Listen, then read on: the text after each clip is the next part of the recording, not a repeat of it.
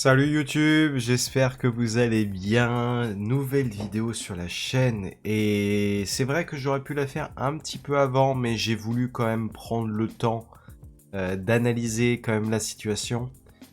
On va parler de Tottenham encore une fois et malheureusement du coup il y a à la fois une mauvaise nouvelle et à la fois plutôt une bonne nouvelle. Ange Postecoglou a été viré par Tottenham, viré par Daniel Levy. Euh, je vais pas vous mentir, pour moi, ça a été une très grosse surprise. Voilà, on va en parler plus en détail. Mais en tout cas, voilà, ça a été une très très grosse surprise. Mais, bah, il y a quand même d'autres infos. Typiquement, voilà, que Tottenham a plutôt vite réagi avec la nomination de Thomas Frank en tant que nouveau manager.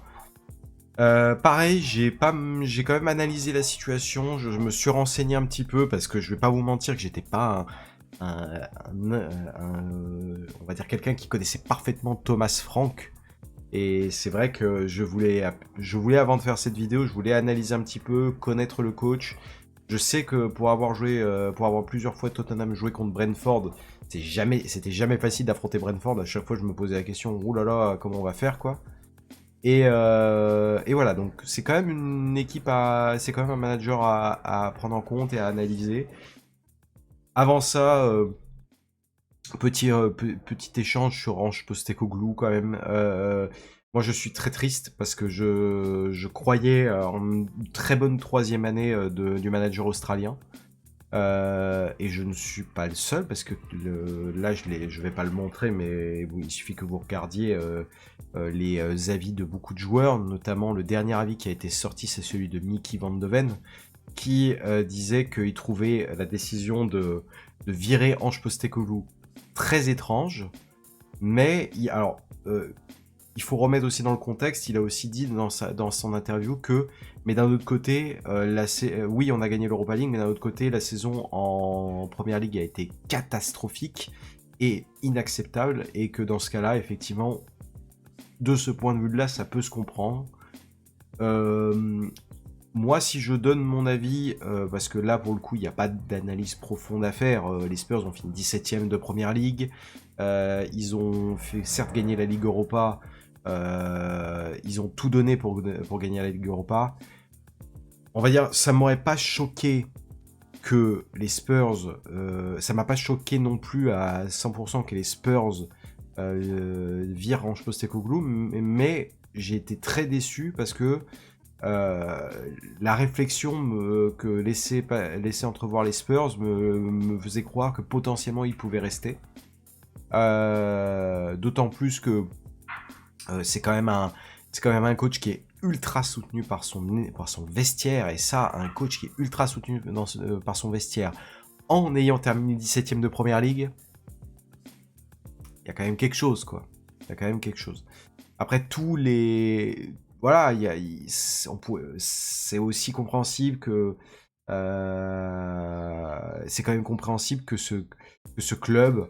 que ce club qui décide de se séparer du coach. Maintenant, il faut se poser une vraie question. C'est encore un coach qui s'en va après 2 années d'exercice.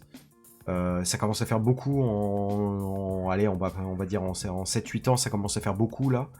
Moi personnellement, je suis très déçu. Je pense qu'il aurait fallu laisser une dernière année en Postecoglou, une dernière chance.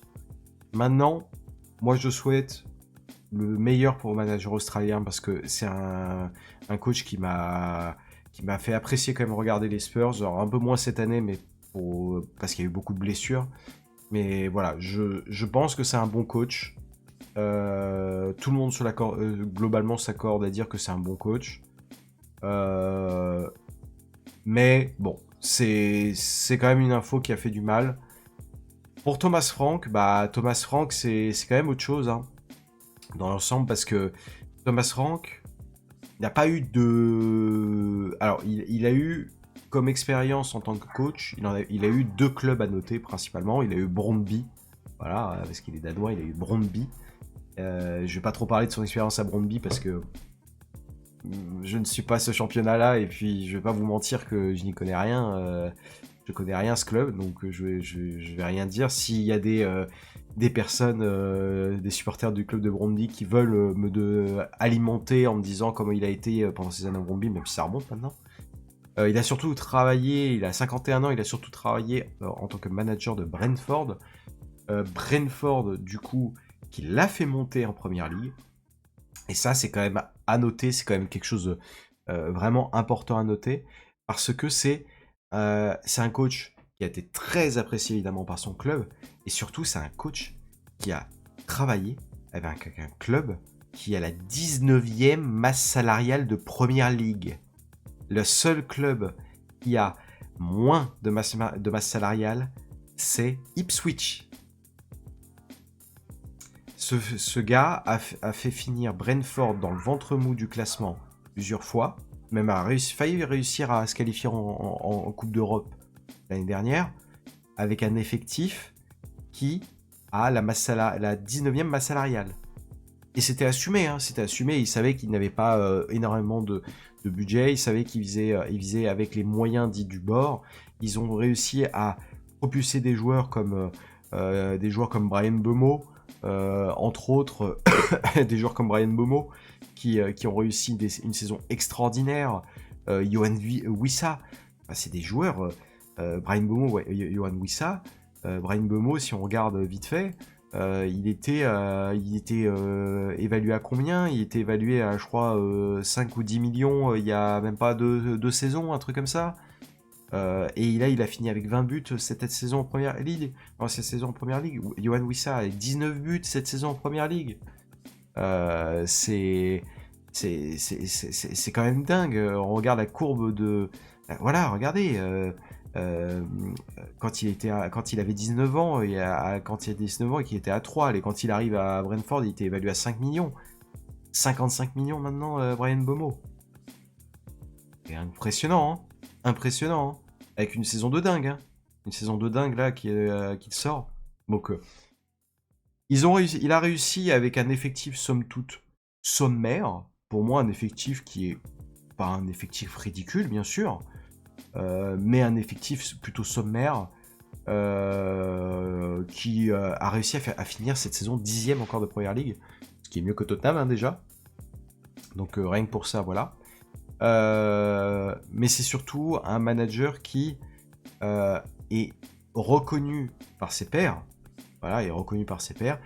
Et dans l'ensemble, c'est un manager qui, il me semble, alors je vais essayer de retrouver ça, mais je crois que je l'avais vu quelque part, mais c'est un manager qui, je crois qu'il a été nommé, il a été cité pour être dans les... Il est dans le top 5 des managers cités, je crois, pour le titre de coach de la saison. Et dedans, il y a Arne Slot, il y a Arne Slot, il y a Eddie Howe, entre autres, voilà, il y a... je crois qu'il y a Unai Emery encore. Non, je crois pas qu'il y ait Unai Emery. Enfin bon, bref. Mais du coup, il est cité dans les top 5 des coachs. Les gars, il est 10e. Vous vous rendez compte, 10e, il est cité parmi les meilleurs coachs de la saison. Ça veut tout dire, hein. Ça veut vraiment tout dire. Et donc, pour ma part, je dirais quand même que c'est que la valeur du coach n'est plus à démontrer, en tout cas.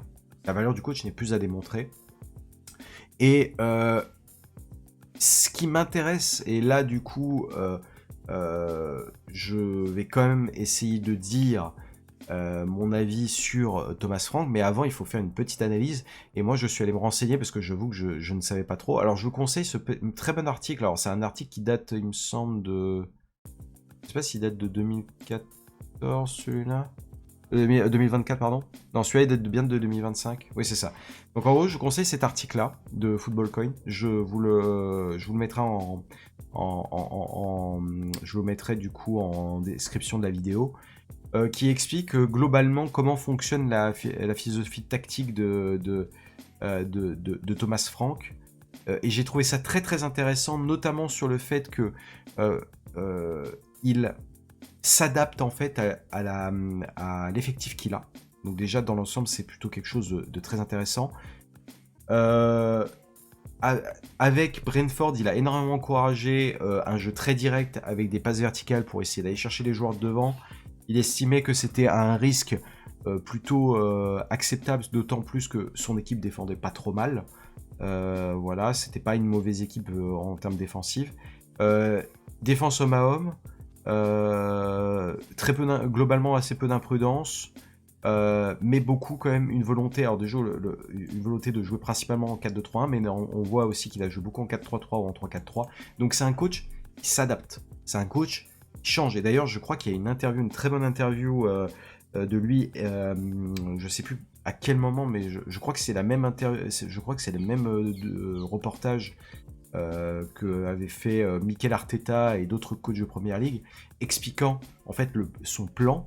Et il avait donné l'exemple justement du match contre Arsenal en disant qu'ils avaient identifié avec son staff, ils avaient identifié tel ou tel danger, telle ou telle zone de faiblesse d'Arsenal, et derrière ils ont réussi à mettre en grande difficulté Arsenal.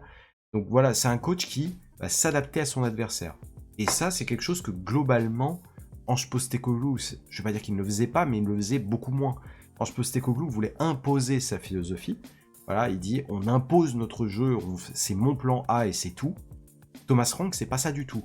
Thomas Frank, c'est au contraire, on s'adapte. On a des principes de jeu forts, de la verticalité. Alors en tout cas, c'était ce qu'il visait avec Brentford. Je ne sais pas s'il va continuer de le faire avec Tottenham. Mais de la verticalité. Et aussi, très important, beaucoup de joueurs, alors je sais plus où c'était, où est-ce que je l'avais vu, mais dans l'ensemble, c'était d'avoir beaucoup de joueurs aussi en zone d'attaque quand on est proche de la surface de réparation adverse. Donc, avoir énormément de monde, pouvoir abreuver de centres, avoir des joueurs à réception des centres, c'est vraiment une façon de penser. C'est vrai, on va essayer de pas être dans une situation où on va trop risquer, mais de l'autre côté, quand on est en situation où on peut avoir un rapport récompense qui est, enfin, récompense sur risque qui est très élevé, bah voilà, ils vont se lancer et ils se lancent. Et dans l'ensemble, c'est plutôt très intéressant. Il y avait des joueurs qui évidemment ont émergé énormément sous Thomas Frank, Brian Mbeumo, bien évidemment, Yohan Wissa. Personnellement, Yohan Wissa, j'y croyais pas du tout. Hein. Je crois qu'il était pas à Lorient avant, je crois. Enfin, je sais plus. Mais en tout cas, je n'y croyais pas du tout. Mikkel Damsgaard, qui était très ennuyé par les blessures, et finalement, il s'en est vraiment bien sorti. Norgard, Vandenberg, c'est des joueurs en soi. Dans beaucoup de clubs de Première Ligue avant Brentford, on les aurait probablement pas vus. Hein. Et là, c'est assez incroyable. Je vous invite vraiment à lire cet article, c'est très intéressant. Il y a notamment aussi la situation de transition. Oui, dans l'ensemble, Franck est pour un jeu très direct avec des longues passes sur des zones de transition parce que c'est un risque calculé. Donc ça, vous voyez, c'est ici. Il n'a pas besoin... Il n'y a pas de risque en fait à perdre la possession de la balle pour lui. C'est pas un club qui va jouer énormément avec la possession de balle, mais il considère que voilà, c'est quelque chose à prendre. Il faut pas hésiter à prendre des petits risques, parce que de toute façon, certains risques peuvent être facilement certains risques, on peut facilement les contrôler derrière. Mais c'est un coach qui a joué énormément avec des passes directes. Alors moi personnellement, je suis pas un grand fan du jeu avec de longs ballons, on essaie d'aller chercher loin devant et de jouer en pivot, etc. C'est pas trop mon kiff, je vais pas vous mentir, mais comme on a dit, c'est un coach qui s'adapte. Est-ce qu'il va faire ça avec Tottenham? Je ne sais pas. Par contre, si on prend en compte le fait qu'il aime beaucoup avoir des joueurs qui vont percuter, des joueurs qui savent jouer dans les espaces, qui savent s'intercaler et jouer sur les déplacements, Il y a des joueurs que je vois très bien côté Tottenham faire ça. Par exemple, Dejan Kulusevski. Ça me paraît être le meilleur exemple possible. James Maddison, ça pourrait être aussi être un très bon joueur dans ce cas précis. Lucas Bergwall. Bizarrement, Ibissouma. Ça pourrait être un joueur pas mal dans ce genre d'effectif. Et c'est aussi un coach qui joue avec des joueurs avec un effectif plutôt jeune dans l'ensemble. Il y a aussi des joueurs comme Benmi, mais bon, voilà quoi. Dans l'ensemble, c'est des joueurs qui sont plutôt âgés, plutôt jeunes, pardon, excusez-moi, justement, plutôt jeunes. Alors certes, il y a Yohan Wissa qui a déjà 28 ans, mais dans l'ensemble, c'est des joueurs qui sont plutôt jeunes, qui dépassent pas les 24 ans, donc voilà. Donc là, il va pas être totalement, on va dire, il va retrouver un petit peu cette situation, et ça, c'est plutôt pas mal. En termes de statistiques, Brentford est quand même... Alors j'avais vu ça. Brentford, c'était... il me semblait... Je crois que j'avais vu ça, voilà. C'était 66 buts avec 59 de XG. Donc ils ont super formé leur XG. Ce qui est dans l'ensemble pas mal. En termes de nombre de buts, c'est pas mal du tout. C'est pas un nombre de buts ridicule. Maintenant, c'est pas non plus une top attaque de Première Ligue, mais c'est pas une mauvaise. Voilà. Je pense qu'avec avec les joueurs qu'il avait à disposition, je pense que c'est très bien ce qu'il a fait. Je pense que ce qu'il a organisé, voilà, cette équipe-là, ce qu'il a organisé, c'est très bien. Et le dernier point aussi que je voulais aborder dans cette vidéo, c'est que c'est un coach proche de son effectif. C'est un coach qui est plutôt proche de son effectif. Un peu à la manière d'Ange Postecoglou. Des joueurs qui vont sortir d'un coach qui est très proche, qui se fait sentir comme une famille, etc. Voilà, qui fonctionne avec la data, j'ai oublié. Hein. La volonté de Tottenham aussi, c'est d'analyser, d'utiliser beaucoup de data. Brentford, c'est un club qui utilise beaucoup de data. Dans l'ensemble, c'est un... Je pense qu'en termes et là c'est mon avis, en termes de profil de coach, je suis pas un grand fan de l'historique, mais en termes de profil de coach et de ce qu'il a apporté à Brentford, c'est à mon avis, un très bon choix. C'est à mon avis un très bon choix. Je pense que c'était difficile de se tromper avec Thomas Frank. J'ai quand même des petites réserves, notamment sur le mercato. Je ne sais pas ce qui va se passer. Je ne sais pas du tout. J'ai vu des noms passer. Ça ne m'enchante pas. Enfin, c'est pas que ça m'enchante pas, c'est juste que... ok, quoi. Ok, très bien, qu'est-ce qu'on fait, quoi? On a un club qualifié en Champions League, qu'est-ce qu'on fait? Voilà. Donc, j'ai hâte de voir ce que va demander Thomas Frank en termes de joueurs. C'est un club... Tottenham est qualifié en Champions League. Bah, c'est un coach qui n'a jamais connu la Champions League. Alors tu me diras, Ange Postecoglou ne l'a pas connu non plus. Bon. Mais c'est un coach que je crois qui n'a jamais connu la Coupe d'Europe, hein, même, je crois. Donc c'est quand même... ça va être nouveau. Il va falloir gérer encore une compétition. Attention aux blessures. Et il y a le dernier point, c'est est-ce qu'il va s'intégrer dans le moule de Tottenham? C'est un effectif qui est déjà bien formé, qui a déjà été globalement assez fusionnel, avec des joueurs qui étaient très proches de leur coach. Comment ils vont vivre l'arrivée de Thomas Frank? Je ne sais pas du tout. Ça, je ne vais pas vous mentir, je ne sais pas du tout. Il y a beaucoup de zones de flou. Je dirais que c'est un bon choix, mais... C'est un bon choix, mais... Voilà, c'est ma réponse, il faut clôturer ça. Merci à tous d'avoir suivi cette vidéo, je vous remercie énormément. N'hésitez pas à poster un petit commentaire, à partager, à mettre un petit pouce bleu s'il vous plaît. Ça peut aider pour la vidéo. On se retrouve très bientôt pour une nouvelle vidéo. J'espère vraiment que Tottenham va faire une très bonne saison l'année prochaine. On a le temps pour voir tout ça. Sur ce, mes chers amis, je vous souhaite à tous une très bonne journée. Prenez soin de vous. Salut tout le monde.